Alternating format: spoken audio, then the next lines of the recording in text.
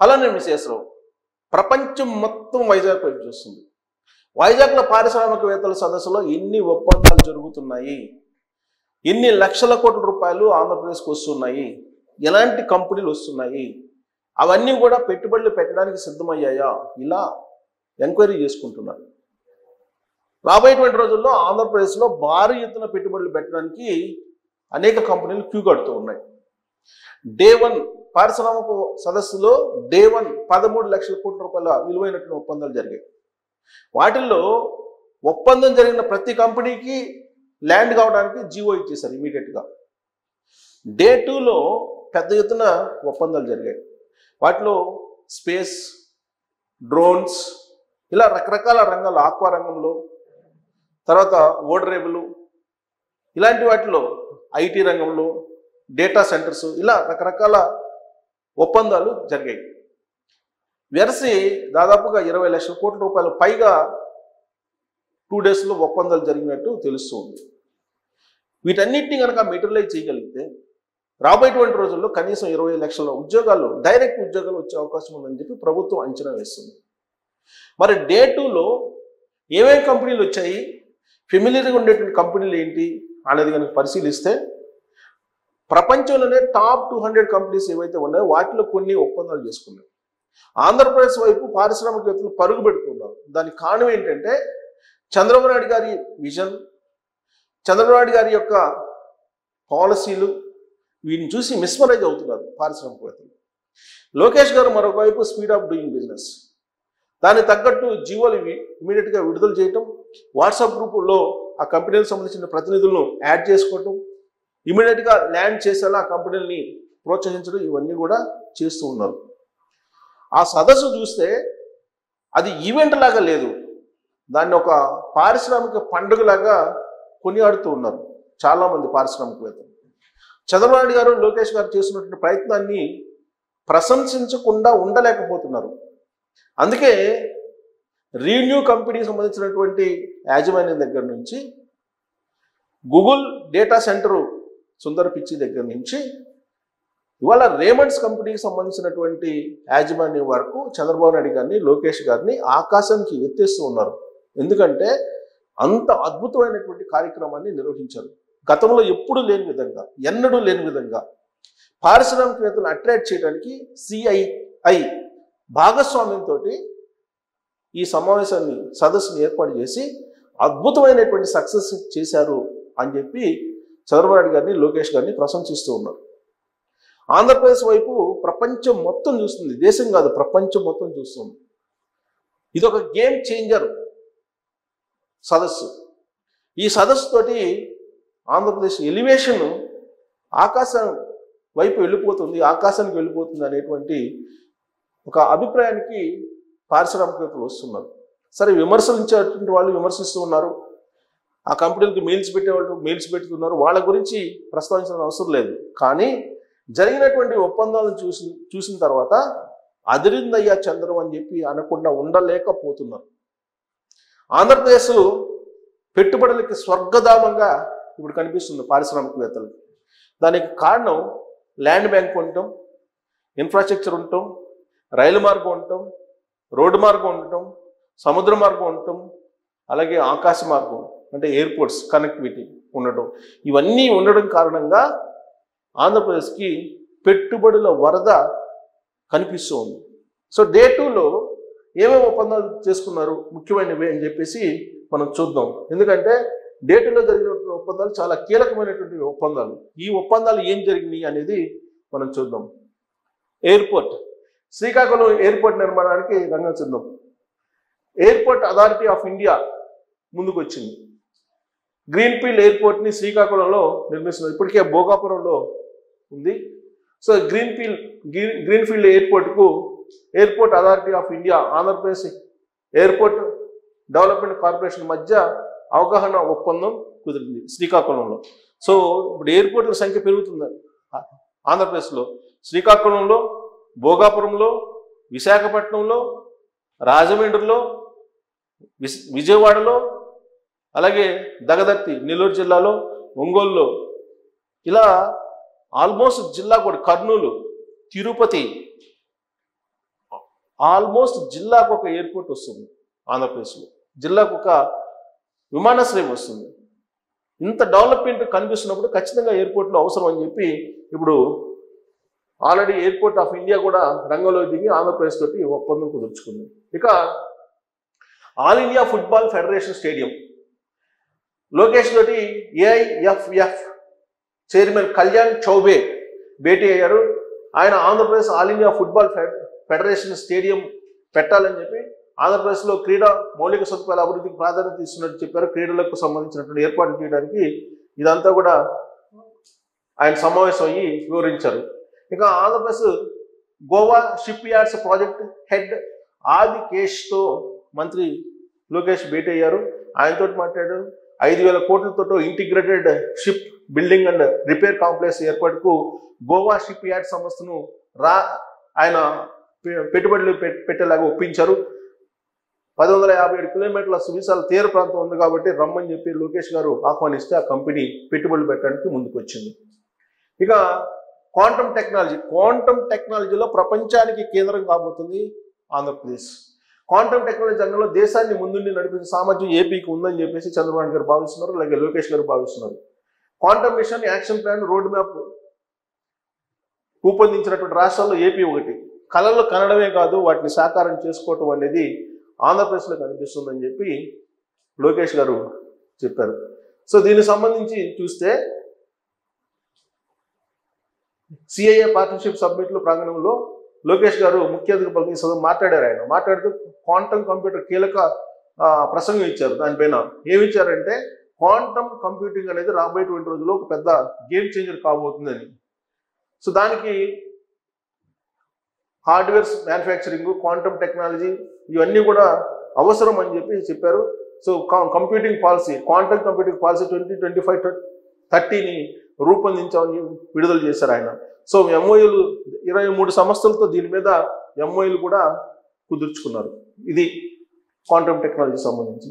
ఇక semi conductors అలాగే chip designing unit ఏర్పాటు చేయడానికి ఆల్రెడీ ఒప్పందం కుదిరింది. ఆ ఒప్పందానికి సంబంధించి కూడా ఇక్కడ AP IT semi conductors policy అనేక పాలసీలు విడుదల చేశారు. ఆ పాలసీని అబ్జర్వ్ చేసిన తర్వాత పారిశ్రామికవేత్తలు అట్రాక్ట్ అవుతున్నారు. Policy IT semi conductors policy 2.0 విడుదల చేశారు. దీంట్లో integrated system in packaging solutions కోసం అధునాతన 3D వేఫర్ స్టాకింగ్ ఇవన్నీ కూడా ఏఐ జీపీయూ సిపియు ఇవన్నీ ఉంటాయి. అందుకే అక్కడికి వస్తున్నారు. ఇంకా గ్రీన్ ఎనర్జీ సైబర్ సెక్యూరిటీ రంగంలో సహకారం అందించని చెప్పి దానికి ఒక పాలసీని విడుదల చేశారు. 2070 నాటికి భారత్ నెట్ జీరో ఉద్గారాలు సాధించేందుకు చిత్తశుద్ధితో పనిచేస్తుందని చెప్పారు. 2040 నాటికి దేశంలో విద్యుత్ అవసరం రెట్టింపు అవుతుందని చెప్పారు. అందుకే గ్రీన్ ఎనర్జీని ప్రమోట్ చేస్తున్నాం అని చెప్పారు. ఈ రంగంలో 115 బిలియన్ పెట్టుబడులు ఆకర్షించడమే లక్ష్యం అని చెప్పారు. దాంట్లో భారత్ గ్రీన్ హైడ్రోజన్ లక్ష్యంతో 30% ఆంధ్రప్రదేశ్లోనే సాధించాలని చెప్పారు. ఈ పాలసీని బాగా అట్రాక్ట్ చేసింది. దాంతో అనేక కంపెనీలు ఇక్కడికి వస్తూ ఉన్నాయి. ఇక 48,430 కోట్ల పెట్టుబడుల ద్వారా 94,155 మంది ఉద్యోగాల అవకాశం కల్పించడానికి ఈ ఎంఓయూలు 48 ఎంఓయూలు ఈరోజు కుదుర్చుకున్నారు. దీంట్లో క్వాంటమ్ వ్యాలీకి సంబంధించినటువంటిది ఉన్నాయి, వైద్య ఆరోగ్య శాఖ పెట్టుబడులు ఉన్నాయి, ఎయిర్పోర్ట్ అథారిటీ, హెట్రోడక్స్, Bharat dynamics, GK aerospace, Adani Wilmar, NSTL quantum computers ఇవన్నీ కూడా ఉన్నాయి, సిడాక్ ఇవన్నీ. రెండో రోజు 48,000 కోట్లతోటి 94,000 ఉద్యోగాలు వచ్చే ఒప్పందాలు కుదుర్చుకున్నారు. ఇక ఇంధన రంగంలో అలాగే సైబర్ సెక్యూరిటీ ఇంధన రంగం దీంట్లో పెట్టుబడులు ఆహ్వానించారు, పెట్టుబడులు పెట్టారు కొన్ని కంపెనీలు. ఇక ఆర్టిఫిషియల్ ఇంటెలిజెన్స్ కృత్రిమ మేధను అనుసరించి పెట్టుబడి ఆర్టిఫిషియల్ ఇంటెలిజెన్స్ ద్వారా 9.7 కోట్ల ఉద్యోగాలు కల్పించడానికి ఉద్యోగాలు వస్తాయని చెప్పి ఎక్స్పెక్ట్ చేస్తున్నారు. దానికి సంబంధించినటువంటి ఒప్పందాలు కూడా ఆర్టిఫిషియల్ ఇంటెలిజెన్స్ అనేది రాబోయేటువంటి రోజుల్లో టోటల్ ప్రపంచాన్ని మార్చిపడేస్తుంది. ఆర్టిఫిషియల్ ఇంటెలిజెన్స్కి డెఫినేషన్ చెప్పారు. ఏంటంటే లోకేష్ గారు చెప్పిన డెఫినేషను పునఃనైపుణ్యం, పునర్నిర్వచించడం, పునరాలోచించడం అంటే రీస్కిల్, రీడిఫైన్, రీఇమాజిన్. ఈ 3 ఆర్టిఫిషియల్ ఇంటెలిజెన్స్ ద్వారా ఉంటాయని చెప్పారు. అంతేగాని డేటాకి మైండ్ అప్లై చేయడం అయితే కాదు. ఏఐ అంటే రీస్కిల్, రీడిఫైన్, రీఇమాజిన్. ఇది దీంట్లో పెట్టుబడులు ఆహ్వానిస్తున్నారు. దానికి సంబంధించినటువంటి పాలసీ ఇవన్నీ కూడా ఇచ్చారు. దాదాపు 9 కోట్ల కొత్త ఉద్యోగాలు వస్తాయని చెప్పారు, డైరెక్ట్గా కానీ ఇండైరెక్ట్గా కానీ. అలాగే ఏఐ యూనివర్సిటీ పెడుతున్నారు. దాంట్లో భాగస్వామ్యం కమ్మంటే అనేక కంపెనీలు వచ్చి భాగస్వామ్యం ఎల్జీ కెమ్ ప్రతినిధులు ఉన్నారు, వాళ్ళని కోరారు. అది ఇంట్రెస్ట్గా ఉంది, అది కూడా పెట్టుబడి పెట్టడానికి. సో ఇది ఇఫ్కో చైర్మన్ తోటి కూడా భేటీ అయ్యారు. కొల్డేలియా క్రూయిజెస్ పర్యాటక రంగం అనమాట ఇది. దీన్ని డెవలప్ చేయడానికి ప్రయత్నం. ఇవన్నీ కూడా అఫీషియల్గా కుదుర్చుకున్న తర్వాత ఒప్పందాలు మనకి పంపించినటువంటి ఇన్ఫర్మేషన్ ఇది. సో ఇక్కడ సిఐ వివిధ దేశాల నుంచి దాదాపు 30 మంది మంత్రులు ఈ భాగస్వామ్య సదస్సుకు హాజరయ్యారు. పెట్టుబడులు, ఎంఓయూలు దాదాపు 67 సెషన్లు నిర్వహించారు. దావోస్ తరహాలో ఈ సెషన్లన్నీ నిర్వహించగలిగారు. 60 దేశాలకు సంబంధించినటువంటి ప్రతినిధులు ఈ దాంట్లో హాజరయ్యారు.